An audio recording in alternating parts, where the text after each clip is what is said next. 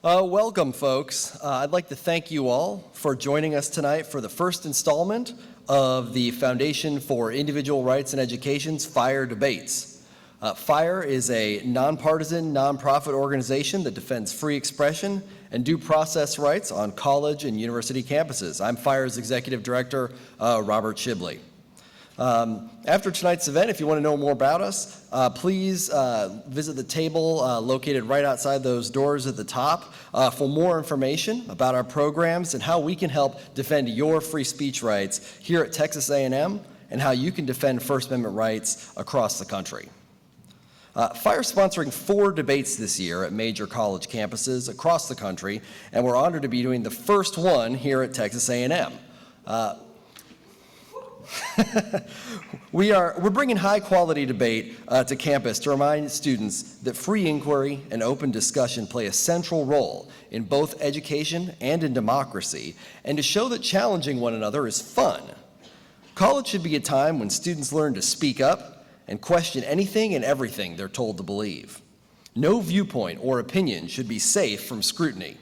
Testing one idea against another spreads ideas, strengthens arguments, and it promotes greater understanding between those people who will never see eye to eye on a given issue. You may not agree with the other person. You may never agree with the other person. But as citizens of a democracy, you need to be able to understand where that other person is coming from. Now, one of FIRE's main goals is to work with students and faculty to rid their campuses of unconstitutional speech codes that hinder the free speech and the flow of the debate. Every year, we rate more than 400 universities and their policies using a red, yellow, and green light system, with red light policies being the most unconstitutional. Here at Texas A&M, you have one red light policy, which isn't too bad, that limits debate and free speech. This student rights and obligations policy includes the supposed right to respect for personal feelings and freedom from indignity of any type. This policy means that Texas A&M reserves the right to punish any of you for hurting another person's feelings in any way. I have to warn you, I can't even guarantee that this won't be violated at tonight's debate. So unless you want me to dismiss everyone and we can all head home right now, isn't it time to get rid of that policy altogether and follow the Constitution? FIRE would be happy to work with Texas A&M students, faculty, and administrators to make that happen. My fervent hope is that you will leave this event with a renewed reverence for the importance of viewpoint diversity, of hearing other people out, and a renewed attitude that all students and speakers should be free to disagree. Now, tonight's debate will be moderated by College Station's very own KBTX Sports Director, Darryl Bruffett. A graduate of Sam Houston State University, Bruffett began his career at KBTX in 1987 and was promoted to sports director in 1990. Under his watch, News 3 Sports continues to focus on local sports coverage, including Aggie Game Day, which originates from the Aggie Fan Zone during home football games at Kyle Field.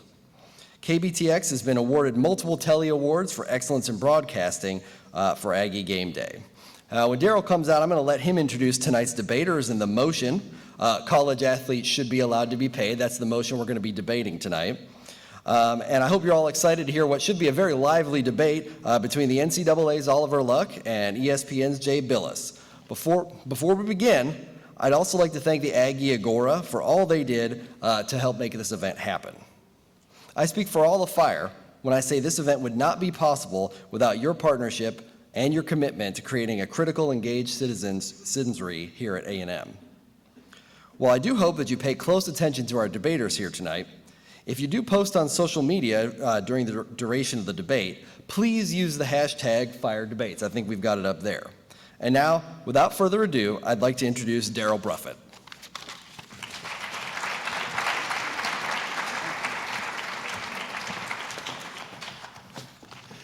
Howdy. Mr. Shibley, thank you very much for that introduction. I'm a sports guy at heart. I'm not a moderator for a debate, so we'll do the best we can, all right? I will tell you that one of the things we're going to try to do tonight is open this up for some discussion. I know you guys came here probably with some questions, and we're going to let you ask those questions here at a certain point in time in our debate tonight. We have 2 presenters, and boy, are we very fortunate to have these 2 gentlemen with us. Jay Billis is an analyst and courtside commentator for ESPN's College Game Day, as well as a regular contributor to SportsCenter. ESPN.com, and ESPN News.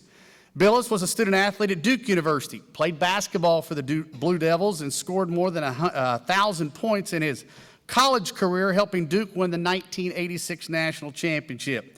After playing basketball professionally in Europe, Billis returned to Duke and served as an assistant under the legend, Coach K, Mike Krzyzewski.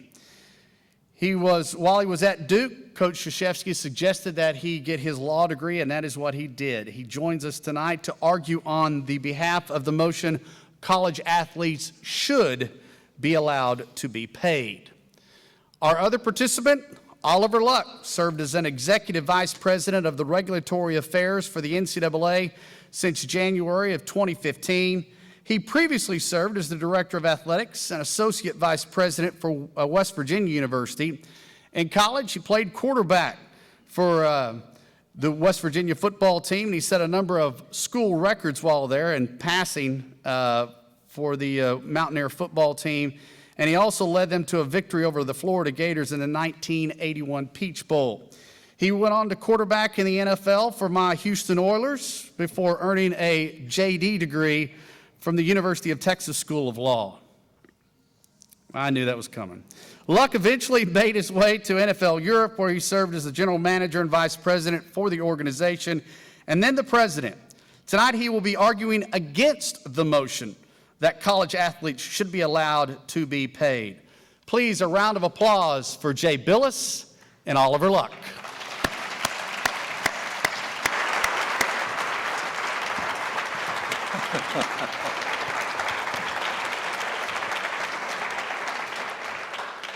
You know, there is no arguing that college sports is an American tradition. At Texas A&M specifically, it's a part of its soul. I almost said our soul, but I'm a Bearcat, but I've been here long enough, I feel like I'm an Aggie. So it is. It's a part of our soul. Tonight, our debate is taking place just steps away from Kyle Field, the fourth largest football stadium in the NCAA. During home games, as you guys all know, that stadium swells to over 100,000 Aggies ready to yell their way to victory. Standing in unison is the 12th man. Now, at schools across the country, a college home field is where the students and alumni come together for the most emotional and energetic display of school pride. And Lord knows you guys have a lot of it here. But at the core of its pride is a 460,000 NCAA athletes that compete in the madness of March, the bowls each holiday season, and of course those coveted home football, basketball, baseball, and other athletic contests. The National Collegiate Athletic Association was founded as a way to regulate college sports. According to the NCAA, revenue for the 2011-2012 season was $861.6 million. 81% of that revenue came from media rights, particularly $10.8 billion after a 14-year agreement between CBS Sports and Turner Broadcasting for the rights to the Division I men's basketball championship. Most remaining revenue comes from the NCAA championships, such as ticket sales. Traditionally, the definition of a full scholarship for athletes included tuition, room and board, and required fees for books. This has been redefined to account for a cost of attendance, and you'll hear that a lot. Maybe we'll refer to it as COA, but it's cost of attendance, which is the real cost of going to school each year. Today, a Division I athlete can receive tuition, fees, room and board, books, transportation, and personal expenses on the average of an additional $3,000 for college athletes on top of what is seen as a traditional scholarship. Depending on a student's financial situation, Pell Grants are also distributed in addition to the cost of attendance. Tonight, Jay Billis and Oliver Luck will argue the motion of college athletes should be allowed to be paid. The debate will have 3 rounds. We're going to start with opening statements from the affirmative, 7 minutes for each one. Then we'll go into an opening round, which is where we'll moderate and we'll allow you guys to ask some questions later on. And then we'll have closing arguments. We're going to start with Mr. Billis. You may make your opening statement. Well, Darryl, thank you, and thank you for having both Oliver and me to this very interesting debate. This is my first Oxford-style debate. When I debate with my wife, I don't get 7 minutes, and there's no rebuttal time, and I get outvoted 1-0 every time. Darryl set up some discussion with regard to revenues. The revenues were only for the NCAA basketball tournament. So the $800-some million generated this year, that's just for the tournament. That doesn't take into account conference deals for media rights, television. That doesn't take into account the billions of dollars in licensing that come in every year. Essentially, what I want to start with is the idea that this is not a discussion about what college sports should be. It's not a discussion about what college sports was meant to be. We need to start with what the reality of what college sports is. It is a multi-billion-dollar industry in which every person is allowed to bargain for their fair market value except for the athlete. This isn't amateur. It's professional in every way except for the way the athlete is treated. It's a commercial enterprise where all the entities, all the member institutions of the NCAA compete with each other in the marketplace except for the revenue-driving players. There's no competition there. There's a price fixing in the NCAA system which limits the athlete to a scholarship only. And that scholarship amount is paid from the school to the school. So think about what the school is out there. It's out nothing. It pays itself for that scholarship amount. So all the school is out is the opportunity cost of having a quote-unquote paying student in that seat that's taken up by the athlete. I can guarantee you if the schools could make more by having a paying student in that seat, they would certainly do that. So I think if you look at this closely, even if you don't look at it closely, it's indistinguishable as an enterprise from any professional league except that the compensation allowed to an athlete in college is capped at expenses. The commercialization is the same, the revenue model is the same, you have the same dynamic ticket pricing, all the same things. And in fact, if you talk to most people in the NBA, the NFL, what they'll say is college athletics behaves just like we do. They've hired a lot of the same people. It's amazing how similar that it has become. Money and education are not mutually exclusive. Let me say that again. Money and education are not mutually exclusive. And how do we know this? How is that proven? It's proven by the fact that no other student is limited in what he or she can accept and still be a student in good standing. So there's no amateurism rules for any other student, just an athlete. We have professional athletes that are playing college sports right now, and there's no issue with it. We don't have exposés on Real Sports or Outside the Lines or headlines in the New York Times about the dirty professionals that are infiltrating college athletics right now. You've got professional baseball players that are playing college football and college basketball right now, and they're not causing any problems. They're not making a mockery of education. They are the same as everybody else and treated the same, but they're allowed to earn their fair market value in one sport and be an amateur in another. And they're still getting an education. So the idea that somehow money and education are mutually exclusive is simply just not true. Sports in college have been not only a vehicle for tremendous revenue generation in the billions upon billions of dollars, but there's one thing that's not talked about that it does, and that is institutional advancement. All of these schools are using athletics in order to increase their enrollment, increase the number of applicants. They can get a better cut of student, then they're attracting better professors. They rise up in the U.S. News and World Report rankings. Athletics have been used for that for years. So it's not just the revenue that's generated, it's all these other areas that they go into. And you see coaches, administrators, and employees paid their fair market value, and the system works just fine. Look, I would contend that amateurism provides nothing to the athlete. Amateurism does not make an athlete a better person, does not make an athlete a better athlete, and certainly doesn't make an athlete a better student. All it does, it's a cartel restriction that limits the athlete from his or her fair market value when everybody else has provided it. The only thing I would submit that is amateur in America now is amateur golf. But think about amateur golf for a second. Amateur golf does not make any money.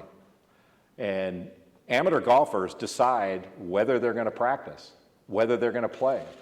You know, the top amateur golfers decide, well, am I going to play in the U.S. Amateur this summer? Am I going to practice every day? No college athlete that plays in a team sport is deciding whether they're going to practice. They're going to practice. And they're not deciding whether they're going to play. They're going on the road trip. They're playing. Doesn't matter if they have a test on Monday. They're playing on Saturday. They're playing on Sunday. Whatever date that the game is, they're playing. They're essentially employees, de facto employees, and have been ruled such by the National Labor Relations Board. The discussion of whether to pay athletes and how much, I think, is a campus issue. It is not an issue that should be decided by the NCAA and imposed unilaterally industry-wide. That's the way it works now. It is a cartel restriction that is unilaterally imposed on athletes, and it is industry-wide. There's no other student that has to deal with that, just athletes. So each school here at Texas A&M, they should have this debate and decide, how much do we want to pay our coaches? How much do we want to invest in facilities? How much are we willing to pay? Should we pay our athletes? If so, how much? Those are all issues that should be decided here. They shouldn't be decided by a governing body. The same way that no governing body is telling a school, you can't have a hospital because this other school can't afford it, or you can't do this because this other school can't afford it. That's not the way it works with any other employee, with any other person. It's not the way it should work with an athlete. I think a cartel restriction on players only, when billions of dollars are being made, is wrong to the point of being immoral. Athletes are not mistreated, but they are exploited. Anytime that you are making money off another, while at the same time restricting that person from making money, you are by definition exploiting that person. And that's what's going on in college athletics right now. But there's a difference between being mistreated and being exploited. Athletes are exploited, they are not mistreated. Mr. Billis, that's 7 minutes. That's 7? Sorry. Thank you. I thought it was 6.5. All right, Mr. Luck, would you like to respond to that, please, sir? Yes, I would. Thank you, Darryl, and Jay, it's a pleasure to be up here with you, and howdy, Gig'em, whoop! So I got that out of the way. So I don't believe that college athletes should be paid. Unlike Jay, and I have the utmost respect for Jay and his talents and the skill that he had as a basketball player at a great school, Duke, but unlike Jay, I believe that paying professional athletes is antithetical to the educational model that exists in this country, the 1,100 institutions that make up the NCAA. I believe it would be a bad mistake to have or to create on campus an employer-employee relationship with student athletes. That is a relationship that I don't believe has any role on campus.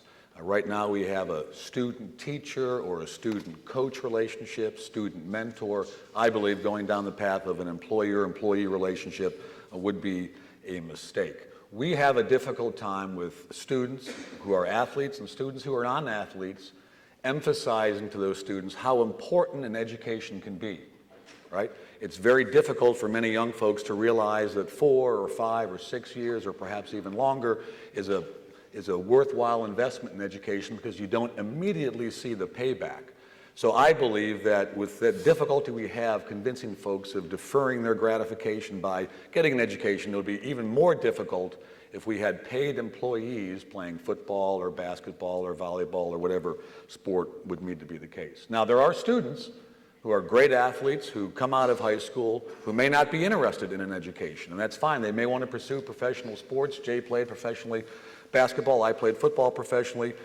We certainly benefited from our college coaching, but many students aren't interested. Well, there are options, and legitimate options. There's the D-League if you're a basketball player. If you're a baseball player, there's been the minor leagues for a long, long time, for over a century. If you are a soccer player, you can go play in MLS when you're 18, or go play in the North American Soccer League or the United Soccer League. You can go overseas, as Jay did, to play at a relatively young age, whether it's Europe or over to China. In fact, even football, right, even our most popular college sport does have options for an 18-year-old. It's called the Canadian Football League or the Arena League. So there are legitimate options, I believe, for those students who are not interested in a college education. I would also not support what many folks call the Olympic model, which is a model which would allow students to use their position or their status as athletes to earn third-party revenue from companies or individuals. That's been discussed. It was a model the Olympics has gone to, but the Olympic model doesn't have an educational component. Most Olympic athletes are not students. Many are. There's some on campus. For example, the great Aggie track team, I'm sure, has lots of Olympians in a big hall of medals every year. But most Olympians are not students on campus, and there's no educational component to that. And I believe with payment comes a very difficult task of motivating students to focus on what they really need to get out of their 4 or 5 or 6 year experience, which is an education. The Olympic model is also prone to abuse. I hesitate to predict that somebody in that enormous crowd of 100,000 folks that were at Kyle Field watching the Alabama Crimson Tide and the Aggies play on Saturday, somebody would be happy to provide an inflated value for an autograph or an endorsement for a local restaurant. It'd be very difficult to police. We have enough challenges at the NCAA policing our member schools. I think that would be very challenging. Also, consider this. We don't talk much about time demands for student athletes. Jay knows how hard it was to get through school and play basketball. I did as well as a college student. You've got a triangle. You've got your academics, you have your athletics, and you have your social life, right? The triangle.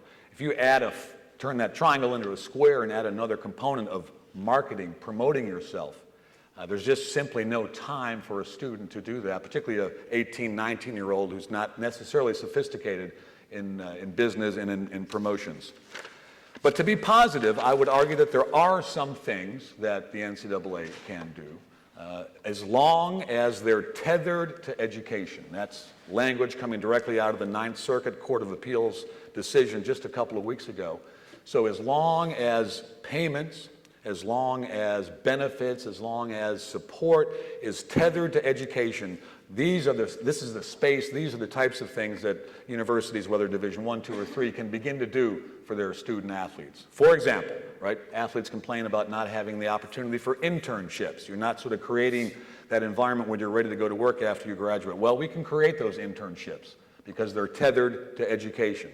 Athletes often complain, my own kids complain about not having the chance to go overseas. You get a chance to do it professionally, as I did overseas, but many students can't spend a semester or a quarter overseas. Well, we could do that because it's tethered to education. We may consider paying for a student's graduate school, right? A young man or a young woman who's an undergraduate, plays a sport, contributes a lot of time to that sport. Well, let's reward that student with paying perhaps for graduate school. That's tethered to education. So there are some things that we can do because we are in a different era, an era where athletic directors, presidents, senior women's administrators, folks on campus are trying to do more for their student athletes. But I believe it would be a mistake to cross the line and create that employer-employee relationship. One final thought that I'd like to share with you. We need to make sure that we understand why we have intercollegiate athletics. Keep this in mind. Nobody else does this around the world. There are great university systems in Europe and Asia and South America. In fact, our higher ed system is based on the German higher ed system. But nobody does college athletics. We do college athletics. We have athletics as an integral part of the educational process because we believe in the value of that. Teddy Roosevelt formed the NCAA effectively back in the beginning of the 20th century, 1906, 1907. And anybody who's read The Man in the Arena understands sort of the vision that Teddy Roosevelt had. An educated person was not just a pinhead. An educated person was someone who enjoyed competition, was out there. Teddy Roosevelt himself was a relatively sickly young man, went out to the Dakotas and chopped wood and wrestled steer and really developed his competitive side and his physical side. And that's become an integral part of what we do. Teddy Roosevelt gave the speech, The Man in the Arena, at the Sorbonne in Paris to emphasize American exceptionalism in the fact that we have the best higher ed system in the world, but we also ask of many of our student athletes, we ask them to be active, to learn competition, to learn the values of persistence and teamwork and discipline and all those values that we create. Final thought to Jay's, I'll begin the rebuttal real quickly if I could. We do have student athletes who are involved with earning revenue on the side, playing piano at a nightclub or whatever it may be. The big distinction there is we don't organize competitions for those student athletes. We are very adamant about saying that we want students to be competing against other students and not students to be competing against professionals or folks that are earning some sort of a salary. All right, that'll take care of our opening statements. Now, I'd like to know, how many student athletes are in attendance tonight? Could you guys hold your hands up, or maybe if you could stand up, because it's kind of hard to see here. We'll make you stand up and show yourself. Okay. Are most of you, I'm going to guess, track, swimming, tennis, maybe, something like that? Okay. All right. My first question, I guess, is going to be, and you guys, thank you guys for coming tonight. We appreciate you being here. Jay, I'm going to ask you, do you feel like if we pay student athletes, are we basically putting them in a position to where maybe they may be looked at as different than the normal student? Because the normal student, the guys, the guy or the girl at the Mays Business School that's on scholarship, they're not getting any kind of a stipend. Now, I realize that they're not an athlete either, but do you feel like that kind of distinguishes them a little bit? Well, they're distinguished by the fact that they're really good at what they do. Other students are really good at what they do. You have an English student that's on scholarship. They can receive stipends and do. And those stipends aren't limited to just their cost of attendance. They can be provided whatever the school wants to provide them, including assistance outside of school. If they want to get them a job, they can get them a job. So there's no restriction on what can be provided to another student. And with all due respect to the idea of competition isn't organized around them in order to essentially exploit them for money, that has nothing to do with their status as a student. How much they earn and what they're capable of earning has nothing to do with their status as a student. I have a daughter who's a junior in college right now. She happens to be a very talented artist. We're very proud of her. She can sell her art anytime she wants, and she's celebrated for that. As an athlete, if you want to make money in your chosen field of endeavor, you're limited. The NCAA says, no, you cannot do that, and it's across the board, industry-wide. The idea somehow that because there may be an alternative, you can be limited. There are alternatives for coaches and every other employee. That doesn't mean that you can restrict in this market. Now, I happen to think the courts are going to take care of this in some antitrust lawsuits that are coming up. And Oliver mentioned the O'Bannon case before the Ninth Circuit. And that court held, and it was upheld on appeal, that the NCAA violated federal antitrust law with regard to name, image, and likeness rights of players. So the idea that somehow if you earn money, that's antithetical to what college athletics is all about, I don't buy that for 1 second. Because we certainly don't think it's antithetical to commercialize these for billions of dollars. And we say, I thought it was interesting, Oliver's triangle of social, athletics, and school. And if you square that off by putting a marketing component, they just don't have the time. Well, I can tell you right now, there are Texas A&M athletes on a plane flying to SEC Media Day. So they've got the time to promote college athletics when it's making the enterprise some money. If it were making themselves some money, we got to stop that. They don't have time for that. I don't buy that for 1 second. I just don't believe it.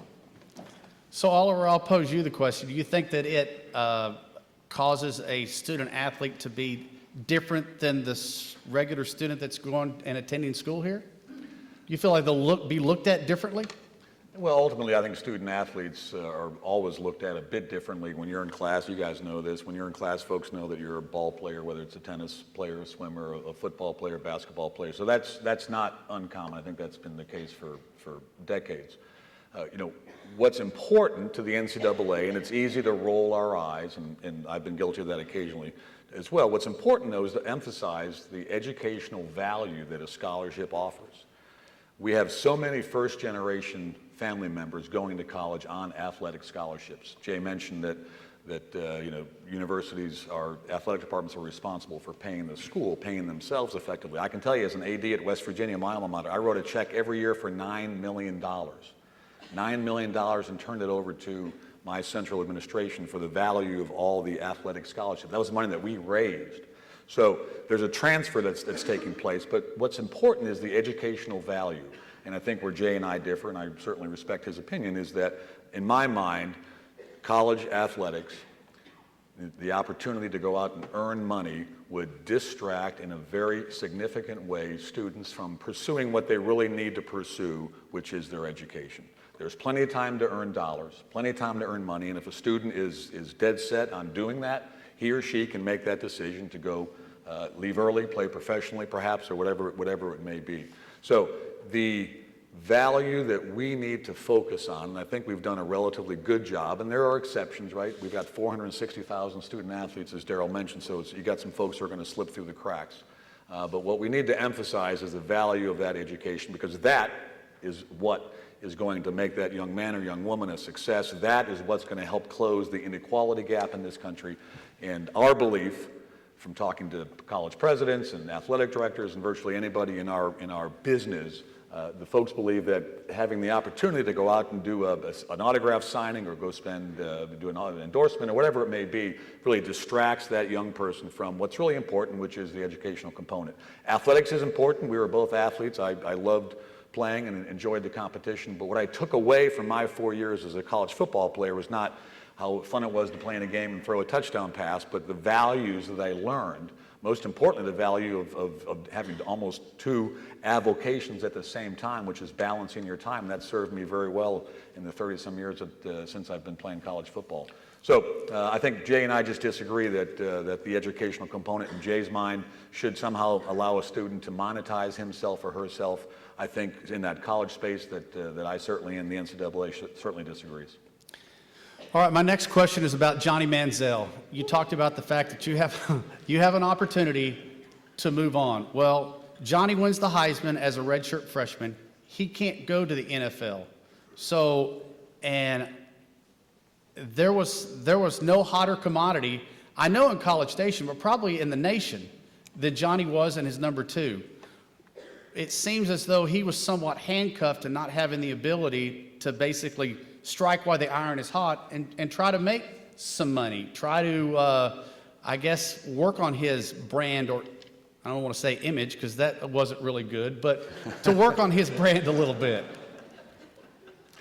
Well, if you're asking the question, was it wrong for Johnny to have to stay in school an extra year until he could enter the NFL draft? That's a legitimate question. The NCAA, nor ESPN, none of the institutions you would think are responsible for that. That's a decision that the NFL Players Association, the NFL Union, and the NFL management agree on. It's baked into the collective bargaining agreement. Jay, as a good lawyer, knows there's the non-statutory labor exemption, which allows a union and a management team to basically violate antitrust laws if they agree. So, the NFL has a 3-year rule, the NBA has a 1-year rule. I've heard Adam Silver, the NBA commissioner, would like to change that to 2 years. But if he does, I'm sure he's going to have to give up some bargaining chip to the Players Association to get that done. So the NCAA really has no role in that. That's a decision that the professional leagues have made. The courts for many years have determined that unions not only represent the active membership, but those who are about to become members. So in that sense, Johnny was restricted, but there's really nothing that, there's no remedy that college athletics can provide for that. Then he was also restricted from the standpoint that he wasn't allowed to do endorsements or do things like that, but yet, I guess I've been here since 1987, and I never saw Texas A&M sell a number 2 jersey until 2012 rolled around, and they sold a bunch of number 2 jerseys, and it just seems like it was not a coincidence. I mean, they were able to basically, seems like, profit on his success on the field, but Johnny wasn't able to do that. Sure, the university was able to do that, and historically, jerseys have been sold for a long, long time. And as the student athletes here know, keep in mind, that revenue that's generated, and Jay's absolutely right, it is a big business. There's lots of money that's being generated. That revenue that's generated is used to pay for all of those sports that don't really pay for themselves. Historically, on most campuses, if there's a football program, it pays for itself somewhat. Men's basketball tends to pay for itself.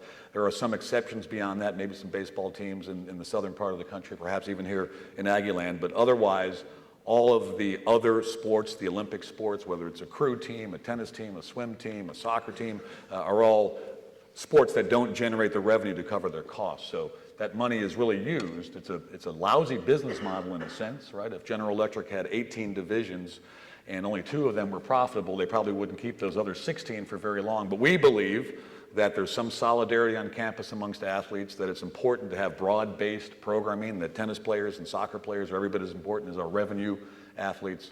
And in that sense, the schools, in fact, have historically generated the revenue to support the other sports. Now, I will say the NCAA also sold jerseys, right? Jay did a very good job, I think, of figuring that out at some point. I forget exactly when it was, a couple of years ago. And to be fair, the NCAA took that down off their website and I think realized that that wasn't what they should have been doing. But it's important to keep in mind that as an athletic director, Eric Hyman here, who does a marvelous job for Aggieland, you've got to juggle a lot, and you've got to find that revenue to support a lot of the Olympic sports that very well may not be supported by the university, but for the revenue that comes in from the football and basketball programs. Jay, cost of attendance, is that a step in the right direction, you feel, or should there be more? Well, they should be allowed more. Athletes should be allowed their fair market value. These arguments are really interesting, but, very predictable, that if you don't like it, leave. That's sort of what the NCAA has said forever, that go be a pro if you don't like this, it's a false choice. It's something that's said to no other person. The fact that there are alternatives for coaches too. You could say, so by that standard, could we say to coaches, well, listen, if you want to go coach in the NBA, that's fine, but if you're going to coach in college, we're going to restrict everybody to their expenses only, or every coach is going to be limited to $30,000 a year, and that's it, because this is about education. Well, that would be a violation of antitrust law, and it has been. Any time that the NCAA has tried to restrict what a coach can make, they've been slapped down. They were slapped down in the restricted earnings case 25 years ago, whatever it was, in the early 90s. I happen to think that the courts are headed that way with regard to athletes. I don't think that we should go down that road. I think the NCAA should do it themselves. But somehow the idea that this is about education and providing money limits the educational value, I don't think is true. If the deal is so great for an athlete, let the deal stand on its own in the marketplace. Schools would pay more. We know that. That's why there's an argument about this, is because we know that if each entity is allowed to compete for talent, they would pay more to get it. And the natural and probable consequence of that is if you can go out to, rather than spending all this money on facilities in order to attract talent, just contract with the athlete themselves. So you would sign athletes to contracts. That would mean that you would have students staying in school longer, which we complain about. You would have few, if any, transfers because athletes would be under contract, and a contract they would sign that could have non-competes in it, and they would be more likely, rather than less likely, to live up to the standards that they're required, that the schools may require of them, both academically and socially. So I think the answer to this all lies in money. If they are old enough to exploit for money, they're old enough to be paid for it. And this does not get in the way of education because we don't limit any other student. So you can tell that that's nonsense because no other student is told what they can and cannot do, and they're allowed to be employees and are employees. Actually, there's a lot of there's litigation right now over students working for institutions, so they can be employed, and they do have an employer relationship at times. That's not restricted nor prohibited. It's only prohibited with regard to athletes. And I happen to think that's wrong to the point of being immoral when you're talking about a multi-billion-dollar business. This isn't like Amherst and Williams that their salaries are in line with their mission, their expenditures are in line with their mission. Division II and Division III don't charge for their NCAA championships. They charge for the big ones. And it's not just to pay for other sports. These arguments are all interesting, but they should be had on each campus. They shouldn't be done by a governing body that unilaterally imposes it on one class of people only, being the athlete. Okay, so let's say you're Eric Hyman, and you now have to, I guess, put together a department of negotiators to try to go out and see if you can work a better deal to get a kid to come here versus going somewhere else? Is that, are we talking about then student athletes then having to have agents? They could have agents, and I think they should be allowed agents. The reason that we have problems with agents now is because athletes are prohibited from contracting with agents. So the good ones and ethical ones are all on the sidelines, while the bad ones or the unethical ones have open field running with the players. They should be allowed to have professional advice and sign with agents. There's nothing wrong with that. I have an agent. I know when Oliver played, he had an agent. We handled it just fine. It's really not that big of a deal. They have contracts with agents, and players have contracts that are enforceable in court. It all works. The free market works in a really orderly fashion.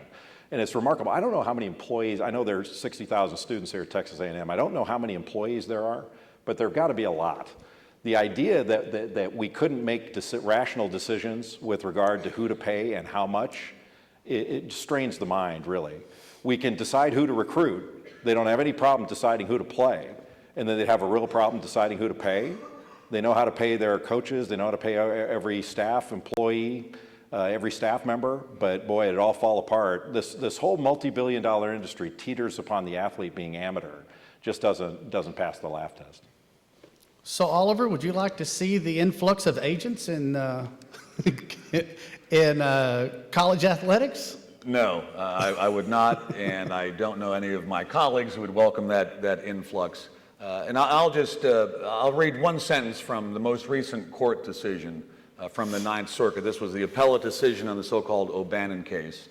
For those of you following at home, on page 61 of your opinion, quote, "The difference between offering student athletes education-related compensation and offering them cash sums untethered to educational expenses is not minor, semicolon, it is a quantum leap," end quote. That's the Ninth Circuit.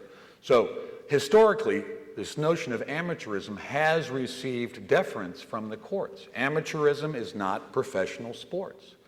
If we pay student athletes, what we will have is poorly paid, in most cases, minor league athletes who aren't anywhere near as good as the NBA players or the NFL players or MLS or whatever, Major League Baseball. So I would not want to see agents involved. That would fundamentally change, along with payments, would fundamentally change what college athletics is. It's incredibly popular. TV ratings are strong on Jay's network. I was fortunate enough to serve in the first college football playoff selection committee. We had 2 semifinals and a final. The television numbers, right, the TV ratings, the eyeballs, set 3 records for cable TV viewing. So incredibly popular. What the Aggies are doing, beautiful renovated Kyle Field, right, a lot of support. So it's a very, very strong industry. But it's strong, I believe, because we've kept our traditions and we've changed some of the strict rules about amateurism. This was mentioned earlier. Used to be room books, board, tuition fees. Just this past January at the NCAA convention, we added full cost of attendance. I'm not sure what the number is here on campus. I imagine it's $3,000, $4,000. That's cash going to a student athlete. There are emergency funds that can be used for student athletes, as Darryl mentioned. Depending on a student athlete's socioeconomic status, then there's Pell Grants up to $5,800 a year. So our health care has improved for student athletes. We've deregulated nutrition. We can hang a bag of oats around Aggie lineman's neck to make sure he's feeding constantly so he doesn't go to bed hungry, which was a complaint that I think legitimately some student athletes may have had. So we have changed. The NCAA is entering slowly but surely a new era of focusing on the student health and welfare of our kids. But I think all of us draw the line, and we fundamentally disagree with Jay. We draw the line at creating the employer-employee relationship. Anybody who owns a small business or works for a medium-sized or large business can play out the scenario of having 460 student athletes, for example, on the A&M campus or in the West Virginia campus, along with agents. I don't think that's a vision that really corresponds to, again, the educational value that we have at our universities and colleges. If I could respond to that. Yes, sir. I think the idea about sort of if we pay them, they're no longer amateur. And they're amateur because we don't pay them is circular in the same way that one would say, well, why is he in prison? Well, because he's a prisoner. Well, why is he a prisoner? Well, because he's in prison. So if we let him out of prison, then he's no longer a prisoner. It doesn't kind of get at the underlying issue, and that is, well, why do we require them to be amateur? Like, what's the value? And it has nothing to do with education. Because the educational value of competing in athletics doesn't begin when you matriculate to college and end when you leave. There's that same value when you play Little League sports, high school sports, professional sports. That doesn't go away. That's not changed. I would, sorry to interrupt, I would say both of us have been professional athletes. College, high school, much more similar than life as a professional athlete. I attended law school as a professional athlete, and it was very difficult for me, with a full-time job, being a backup quarterback for the Houston Oilers, to figure out how to get through law school, how to take the proper classes without missing any of my practice or game time, because that was fundamentally more important to me. It was my full-time job. I made it through and I think did relatively well, but was unable to do any of those extracurricular activities that most law students do: law review, entertainment journal, mock trial, moot court, whatever it was.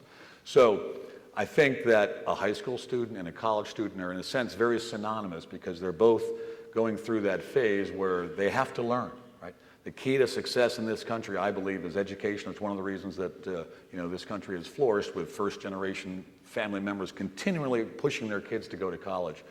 And my sense is, and everybody that I've talked to in our industry really believes, that payment for performance, because that's really what it is antithetical to the educational mission at that stage in life. Now, as they become professionals, they can do what they want to do and earn money, and they want to go to school in the off season and get them an MBA or whatever it may be. They're certainly entitled to that. But I think there's a fundamental difference between young people who are in high school and/or college.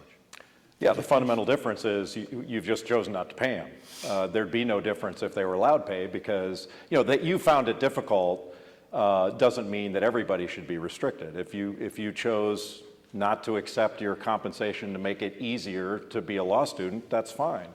But that's not reason enough to restrict an entire class of person in a multi-billion-dollar industry, in my judgment.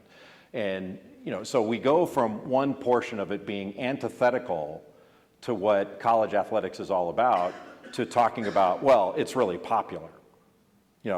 We've got amateurs playing and it's really popular.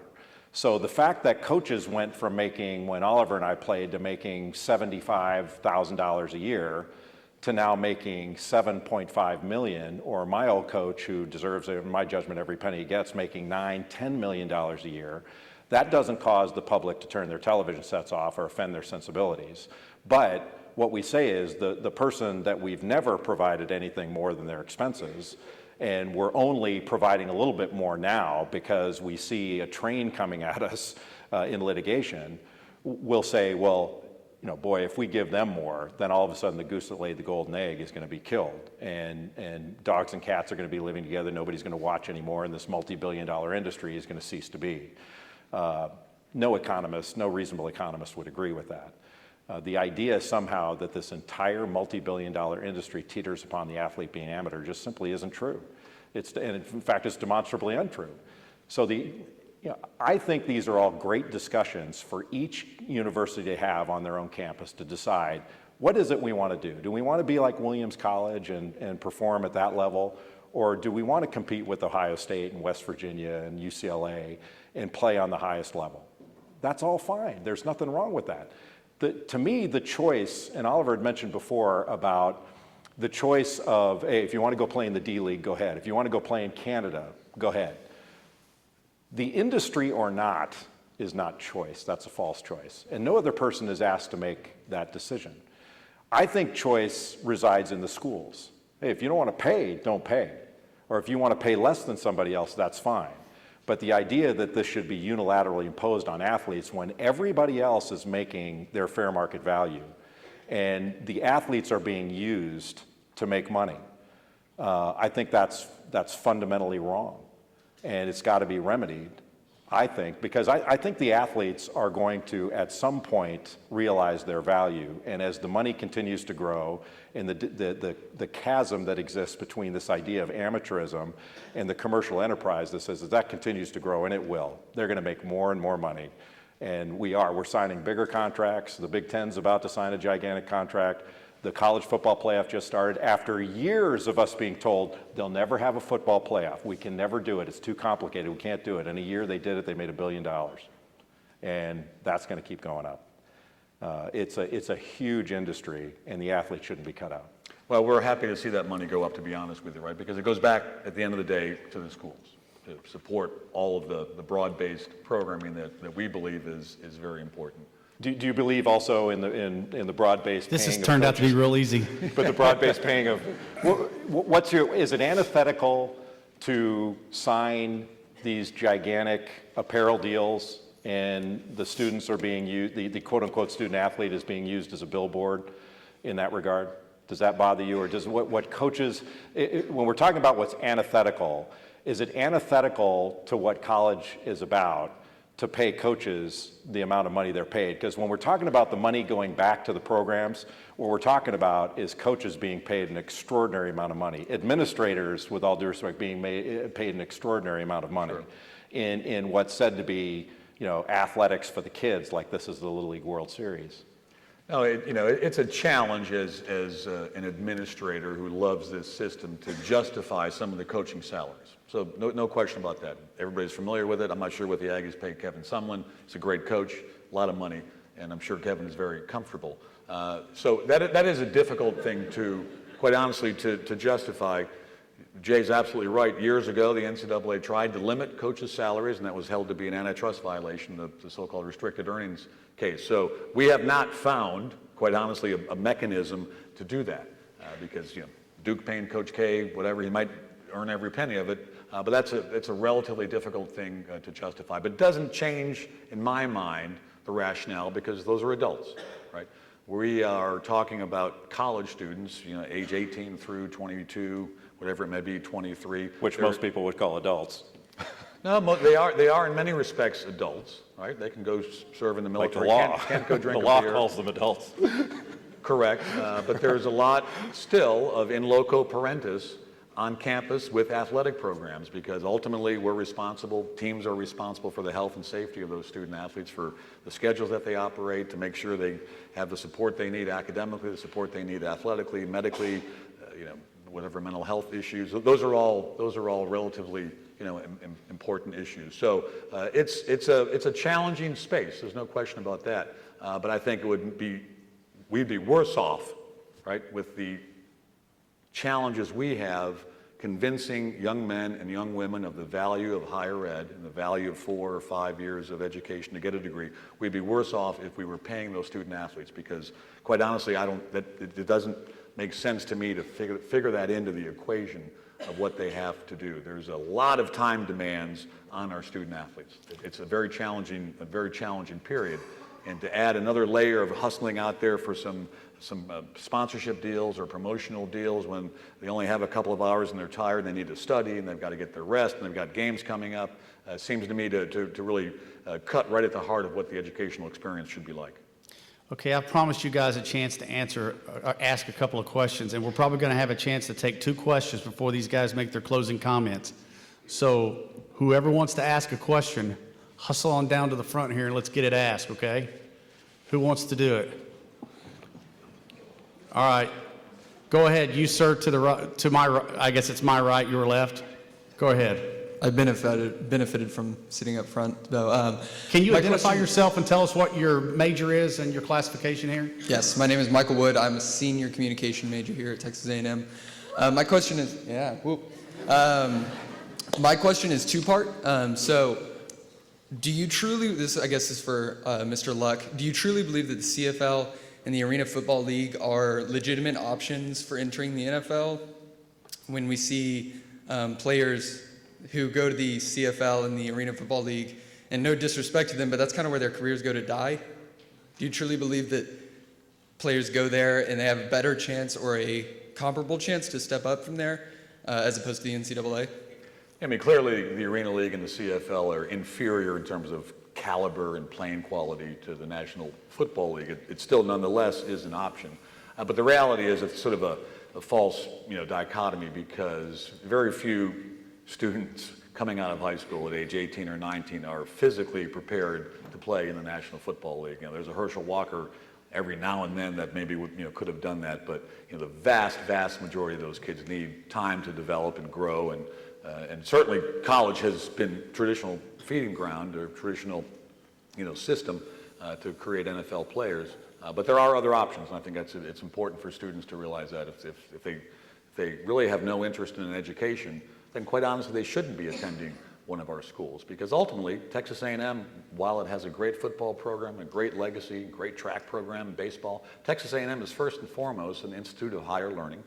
It's doing research, it's doing teaching, it's doing public service. That's what this university, those are the fundamental values of this university, not necessarily, to prepare people for careers in professional sports.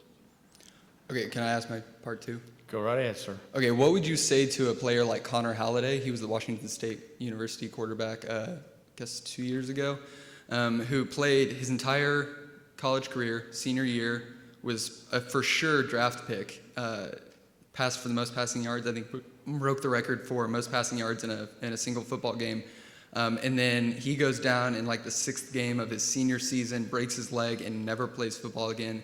Actually is forced into retirement after going undrafted in the NFL draft. What do you say to a player like that? Is that just too bad? No, I would say to him it's a shame that he broke his leg. Injuries are part of sport. They're impossible to completely avoid, but I would encourage him, if he hadn't already, to make sure he has his degree and has a plan for his life, and to take out of his athletic career at Washington State those values that will help him, just as they helped me and helped Jay, help him in the future. Listen, professional sports is difficult to do. There's a lot of young men playing college football this fall, and very few of them will end up getting drafted, in April of next year. So, it's a mistake for virtually every football player or basketball player or soccer player, men or women, to think that they're going to come out of a 4 or 5 year educational program with a chance to play professional sports, because the numbers are brutal, right? It's not a great career path, and even once you get there, as Jay and I both know, once you get there, your career can be very short. That's why it's so important for us to focus young men and women on education. That's what's going to make the difference in that person's life. Thank you. Okay, we have time for one more question before these guys make their closing arguments. So you go right ahead, sir. Howdy, my name is Jonathan Weeks. I'm a junior sports management major here at Texas A&M. This is a question for Mr. Billis. You keep talking about the market value of the players, but let's just say hypothetically, the numbers haven't been written down yet, but a college football team has 10 players that have a market value above the value of their adjusted scholarship. Baseball team has 5, basketball team has 3 or 4, etc. How do you go about paying players whose market value is not higher than their scholarship? And then also, how do you go about paying players whose market value increases while in college if the college programs have sole discretion over the value of their contracts? And do you propose a cap or unlimited? First, if you had a cap, it would have to be collectively bargained. You wouldn't be able to unilaterally impose a cap. It would work, in my judgment, the same way that a salary cap works in the NBA or the NFL, because what Oliver said was right about a non-statutory labor exception. Antitrust laws would prohibit a unilateral capping of salaries. With regard to how much a player would or could be paid, those are decisions that each school would have to make, just like they make decisions on how much they're going to pay their employees, their staff, their coaches, their training staff. First of all, the value that they have, the scholarship, that's the least the players are worth, because the schools can offer less than that now. There's a ceiling, there's no floor. They don't have to give them anything. So in order to field competitive teams, they've got to provide these scholarships in order to attract decent talent. That's why they're building these gigantic facilities, so they can attract better talent, win more games, make more money, be a better school, all that stuff. So that's the least of what they're worth. The overwhelming majority of them would be worth more than that. And so that's kind of one of the specious arguments that the NCAA makes in this, is that, well, only 2% of them are going to be NFL stars or NBA stars, therefore they're not worth anything. That's ridiculous. This is a multi-billion-dollar industry. You can make the same argument economically with regard to coaches. Say only a very small percentage of college football and college basketball coaches will ever coach in the NFL or the NBA, therefore they're not worth that much. They're worth a ton, because and they're judged and rewarded, compensated based upon revenues generated. So the idea somehow that the players don't have value is ridiculous, and no reasonable economist would agree with that. And, I kind of take issue with the idea that, hey, if you don't believe in education, if you want to be paid, you don't believe in education. I don't buy that for 1 second. It's like I said before, education and money are not mutually exclusive. I played professional basketball overseas, and I came back and went to law school, and I was a basketball coach at Duke while I was in law school. I did both. It didn't affect my education, and it didn't affect my love for the game and all that stuff. All that stuff's nonsense. It's sort of a rationalization or excuse that is used not to pay. If it's such a great deal, and hey, maybe somebody thinks hey, I'll accept a scholarship. That's good enough for me. That's fine for you, but that doesn't mean it should be unilaterally imposed on everybody. I think that's fundamentally wrong in a multi-billion-dollar industry like this. Can I ask you a really quick follow-up? Sure. There's already an extreme competitive imbalance in NCAA sports. Do you think that this would increase or decrease competitive balance? It would help competitive balance. There's none now. If you look at the top 100 recruits, and I've done it over the years, over 99% of them go to Power 5 conference schools. So the idea that Central Michigan is competing with Michigan, they're not. What you see is Michigan competing with Michigan State using the price structure that Central Michigan is bound to use. So they can only provide now the expenses of an athlete, the cost of attendance. But if you allowed pay, then Central Michigan could be more competitive because they could marshal resources to get maybe the third or fourth best recruit that Michigan has. They could make a more competitive offer to perhaps they have no shot at anybody Michigan's recruiting now. No shot at all. And all you have to do is look at the results in football and men's basketball, and you do not see competitive balance. It does not exist in college sports. Because you put a price, because it's price fixed as to what can be provided for an athlete, you have zero competitive balance. And if you look at professional sports, when free agency came in all these sports, everybody says, well, there goes competitive balance. The Yankees are going to win every year. The Yankees win less with free agency than they won before when there was a reserve clause.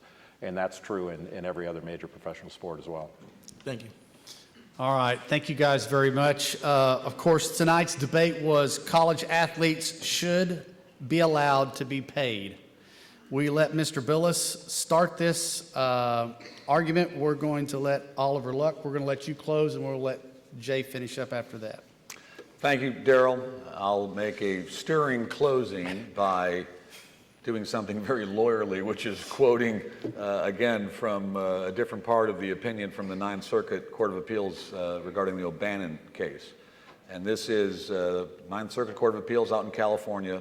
Quote, we therefore conclude that the NCAA's compensation rules, what we've been discussing tonight, serve the two pro-competitive purposes, that is, integrating academics with athletics and preserving the popularity of NCAA's product by promoting amateurism. Jay mentioned that economists wouldn't necessarily agree with his stance, but there are jurists in our system, and we follow the law. We're a rule-abiding country by and large. Jurists do believe that amateurism, which is not professionalism, but amateurism does receive deference, does deserve to receive deference. We believe it's a model that works and works very well because we believe it's compatible with the educational mission. Also keep in mind, one final thought, also keep in mind, Jay's mentioned a number of times that he believes that a school should have the autonomy to do what it wants to do. That's a legitimate argument, right? Texas A&M should have autonomy in many spaces to do what it wants to do because it's different than other universities, different mission statement, different academic profile, perhaps different legacy, different history. But amateurism is something that all 1,100 institutions within the NCAA have agreed upon. The NCAA is not like the NFL. We have a president, Mark Emmert. He's not like Roger Goodell, the NFL's commissioner, or Adam Silver, the NBA's commissioner. He can't do things alone. We are a small d democratic organization. We vote literally on every bylaw, every policy, every issue, and there's massive agreement amongst the 1,100 institutions, Division I and II. Of course, Division III doesn't offer scholarships and effectively is much like high school athletics in terms of how students are handled. But there's complete agreement that amateurism does, in fact, foster and promote the values of education. And that's really what it boils down to for me in this argument and for the NCAA in this argument. Thank you very much, Jay. It was a pleasure to debate with you, my friend. Well, the pleasure was mine. And I can't tell you how much I respect the viewpoints, and it's a wonderful thing that we can disagree without being disagreeable. And this is not about people. This is about policy. The NCAA and the member institutions have great people. I think their intentions are good, but I fundamentally disagree that somehow education and money are tied together with regard to the athlete only. Amateurism is what the NCAA says it is at any given time. The definition has changed over the years. Amateurism, as most people know, started back in the old days when everybody had handlebar mustaches and the elites did not want to compete against the common man, that the unwashed masses were not welcome to compete against gentlemen. It was to keep the better athletes out, and so that the elites could play against each other and gentlemen could play against gentlemen. It has no place now. And it's funny that the values of education are not compromised when billions of dollars are being made, when games are being played on Tuesday, Wednesday, Thursday, Friday, Saturday in football, and when billions of dollars of contracts are being signed, when players are being used as billboards. I don't have any problem with any of that. It's business. The problem you have with it is when the revenue drivers, the athletes, are cut out of it completely, that they're limited to their expenses only. And we say, we're doing it for you. It's this benevolent gift. We're building these gigantic facilities as a benevolent gift to you, when really what it is to attract talent and to provide the opportunity for that talent to perform at a higher level. You know, sort of we talked about, it was mentioned nutrition. The nutrition is so the athletes perform at a higher level. It is not some benevolent gift. It's great. There's nothing wrong with it. The issue is the cap on athletes. And I frankly don't understand the viewpoint that if an athlete wants to be fairly compensated for his or her work, or the opportunity to bargain for that, that somehow those athletes don't believe in education and you need to move on because we use words like antithetical. It's not antithetical when coaches make millions of dollars and when 6 baseball coaches in the Southeastern Conference make over $1 million a year. That's not antithetical. It's antithetical when the athlete gets more. And I'll close by saying this. When the O'Bannon decision, when the court was quoted as saying, and sort of the NCAA's view is, hey, if we don't have amateurism, we're not going to make as much money. That's kind of a hard argument to swallow. That we need amateurism so we can make more money. If we don't, first of all, there's no basis for that. The court did not have a record built. When Jeffrey Kessler's case goes before the federal court system, there'll be a record built. There is no way that people watch college sports because of amateurism. It's just not true. And it's not the way it's happening, because as salaries have gone up, people have not turned away from it. And they will not turn away from it if the athlete gets more than a scholarship. They're not turning away from it when a stipend's provided. They're not turning away from it, period. There's nothing wrong with college sports, it's great. But there's nothing wrong with the athletes getting more, and they should be allowed to bargain for it just like everybody else, including every other student. And I'd like to thank Oliver for being here tonight. This is a wonderful, wonderful exercise for all of us, and I really appreciate being here. All right, Oliver, I apologize. I let him go about 40 seconds longer than he was allotted. No worries. All right. On behalf of Richard Shibley and Fire, it was my honor to moderate this, or to try to head this in some kind of direction. You know, what a thrill it was for us at Texas A&M to have Jay Billis and Oliver Luck on campus tonight. Let's show our appreciation.